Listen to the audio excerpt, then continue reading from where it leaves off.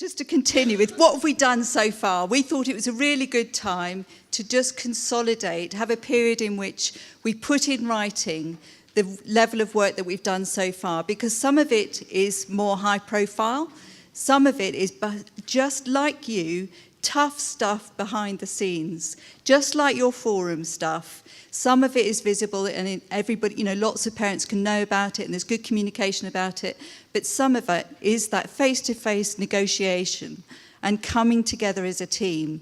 So we've put all that in this report. So this is our first progress report, and we would hope that we'd be able to repeat that each year, again, so that you're really aware of the bringing together of the work that you do, not just from what happens in your forum, but what happens in your region, but together, the impact that that makes, because we are just so much stronger when we're working together. It's so much a big team effort. I'm just going to give you some highlights, okay? The first one is a reminder that we can't be consulted on absolutely everything, because there is just not the capacity to respond to everything. I'm sure that you as forums get asked to do all sorts of things, and there comes a point in which you need to decide what is strategically important, what's the best use of that parent time. And I think that's where we're still very much trying to get people to understand. It's having parents in the room when those decisions are being made, so that parents are able to really explain clearly what the issues are. Because if folks don't understand what the issues are on the ground, then no wonder some of the decisions are loopy. Excuse me, but they are. So by being there to agree what the key issues are, and then to come up with what the parents and families think are the solutions, those creative ideas, we're not just here to define what's gone wrong. I think there's a real consensus about what's gone wrong, but it is about those constructive ideas about where to go next. So that's just a reminder that we do have a process in which those things are really important. We'll let everybody know, but we'll leave it up to individuals and individual forums to respond to that. We can't do that. And equally, there's some really, really important things that if we can have feedback from everybody and bring that into one report, that's a far stronger argument that we can then make to those decision makers. So it's absolutely about using that whole sort of 50,000 people and more. So that just keeping that in mind. But what are the main issues that we faced so far at the National Network? I reckon you'll recognise this list. And it's very, very similar to what the challenges are in local forums. All of us have been involved with sort of building forums for quite a while now. And capacity, again, just like in the report about the Pathfinder stuff, that is a real challenge. Because actually, when you've started to prove that you make a difference by being in the room and by being able to reach and be in communication with those other parents who can't be in the room, you've got communication with them, you've got their views, and you've got that range of views. When people begin to realise that makes a difference, then loads more people come and ask you to do stuff. And it's about sticking to what's the best, the smartest way of working. So we're still trying to do that. And although there's 10 folks on the steering group, it's still a challenge to get everything done. Because actually, we're parent carers first. Just like you, we've got the other challenges of our life. And it's just bearing that in mind. But also, it's communicating that to the managers and commissioners that we work with, because they see some really effective communicators saying some amazing, strong messages in those meetings. And they think, oh, we must be working 9 to 5. And it's just not like that. So it's just, again, keeping the message of understanding what the rest of our lives are like. And that's why things need to change. So it's just keeping in mind of that capacity balance thing, but also the speed and scope of change. We've never had in here, I've been knocking about for a bit, I know, but there's always stuff changing. I used to work in health and there was always change. But there has never been an era that I recognise that in which there's been the level of change in every sector. So there's that local government change that's happening. Quite often it's felt like those are lots of cuts, key services that families depend on being, shrinking. But there's also that other stuff about the health changes and this SEND reform stuff. It's not just the Pathfinder, it's a whole range of stuff. And I think, again, all the more reason why we need to work together and encourage each other, so that we need to know about the successes in the Southwest or the successes in London or the successes anywhere else, because that helps us to keep going, because it is a tough sort of period. And there's also something about how much time do you put into really building an organisation that is going to last, irrespective of the personalities. This is stuff that has got to last. Our families are going to be around, and if more families are going to be supported in the future, then we've got to be building forums and the national network so that it's sustainable and it doesn't take the life out of you. So we have a sort of trail of people who are so stressed out they've had to give up. We need to be better at looking after each other, I think, and involving more people so more folks take the weight and it's not left up to just the same few.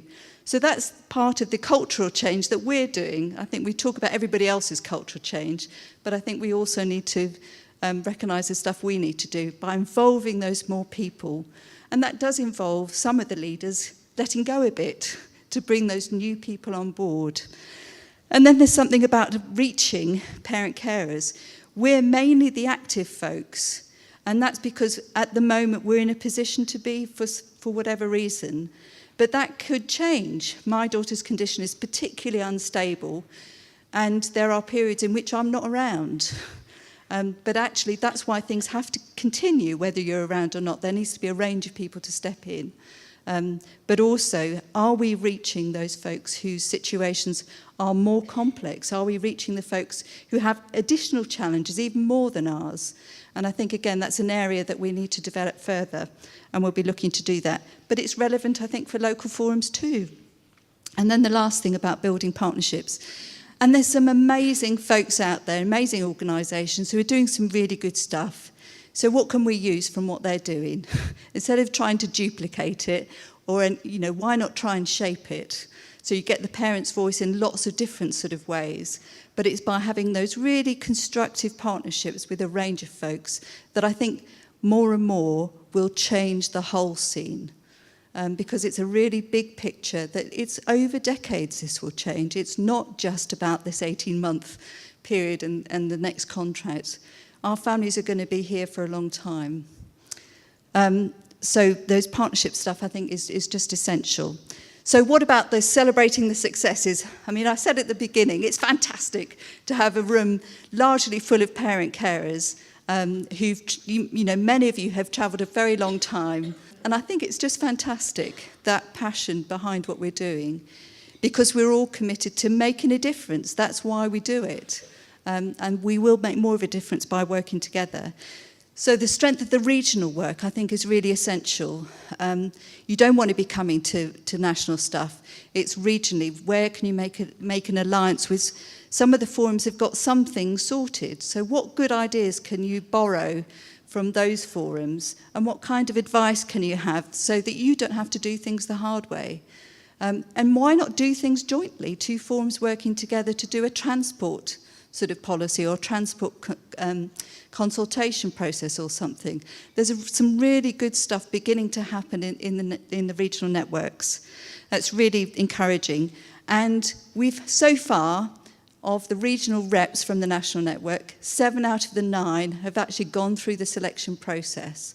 So it's a really consistent process, but again, so that the reps are all selected with the involvement of the local forums. I think that's a really important step forward. But it's been, tricky finding the capacity to do that and to do that well. And it's an ongoing learning process. And there's contribution to the national decisions. When we planned this day, we were expecting to be speaking after our colleagues from the Department of Education and Health. So they will be saying about some of the impacts that parents have made, because I think particularly in the Department of Education, parents have been involved with some of the big commissioning decisions, the discussions about the directions for policy and some of the new reforms. Some of it is saying, please don't do whatever you were planning to do yesterday, because we can't see that would work. There are other ways of doing something. But I think it's just, we really have had a really significant influence in the last 2.5 years that wasn't there before. And it's because of the range of work that people are doing locally, regionally and nationally. And then there's the other thing about being recognised for that. And I think the Minister's letter in particular was really helpful in defining, as one of the few organisations that he named, the national network as being really helping and being an active part of the process. And I think that's really, really useful.